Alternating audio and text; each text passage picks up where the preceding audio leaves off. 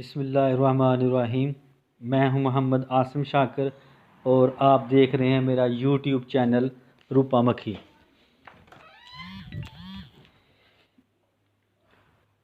آج کا ہمارا جو موضوع ہے وہ پیٹ کے بارے میں ہے۔ مثال کے طور پر بد ہضمی، پیٹ کا پھولنا یا پیٹ میں درد رہنا یا کھٹی ڈکاریں آنا یا متلی یا بد ہضمی کی شکایت ہونا، اس کے بارے میں آج ہم آپ کو ایک اچھا اور مفید فارمولہ بتائیں گے۔ تو اس سے پہلے پلیز میرے اس یوٹیوب چینل کو سبسکرائب کر لیں، شیئر کریں اور لائک کریں۔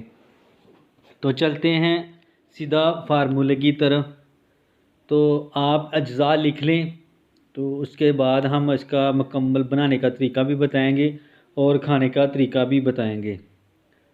تو سب سے پہلے اجزاء میں سے پودینہ خشک لے لینا ہے آپ نے 20 گرام، کالی مرچ 20 گرام، آک کے پھول خشک 20 گرام، نمک سانبڑ 20 گرام۔ یہ تمام چیزیں جو آپ نے پنسار کی دکان سے لے لینی ہیں۔ تو اس کی ترکیب بھی ہم بتائیں گے تیاری۔ آک کے پھول خشک علاقوں میں شاید ابھی بھی مل جائیں، ورنہ چند دنوں میں پھولوں کا موسم آنے والا ہے۔ تھوڑا توڑ کر خشک کر لیں۔ پھول وہ توڑنے ہیں جو مکمل کھل چکے ہوں۔ پھر سب اجزاء کو بالکل باریک پیس کر اچھی طرح مکس کر کے رکھ لیں۔ آک کے پھول جو توڑنے ہیں وہ آپ نے دیسی آک کے پھول توڑنے ہیں جس کو ڈوڈا پڑتا ہے۔ تو وہ اس آک کے پھول جو ہے نا وہ آپ نے توڑنے ہیں۔ تو اس کا کھانے کا طریقہ بھی ہم آپ کو بتائیں گے۔ آدھا گرام سے 1 گرام تک کھانے کے بعد سادہ پانی سے 1 سے 2 بار یا حسب ضرورت استعمال کریں۔ یعنی کہ کھانا کھانے کے بعد آپ نے استعمال کرنا ہے، صبح اور شام۔ اگر تکلیف زیادہ ہو تو پھر آپ نے 3 ٹائم استعمال کرنا، مثلا کہ صبح، دوپہر، شام۔ اس کے جو فائدے ہیں وہ بھی ہم آپ کو بتائیں گے۔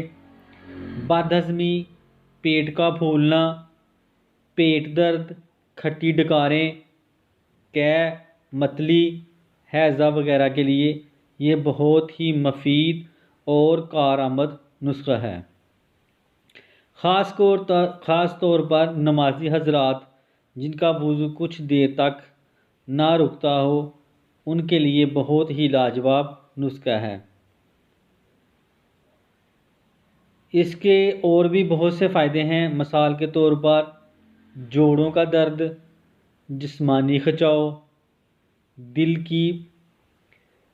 دل پر بوجھ، دماغ پر بوجھ کے لیے بھی مثال نسخہ ہے۔ مزید تیز اور جلد فوائد کے لیے نیم گرم پانی یا عرق سونف 50 ملی لیٹر سے استعمال کر سکتے ہیں۔ تو یہ تھا ہمارا آج کا نسخہ۔ تو پلیز میرے اس یوٹیوب چینل کو سبسکرائب کر لیں، لائک کریں اور شیئر کریں، اور کمنٹ باکس میں لازمی اپنے رائے دیں۔ تو میں اس کے ساتھ ہی اجازت چاہتا ہوں۔ السلام علیکم، دعاؤں میں یاد رکھنا۔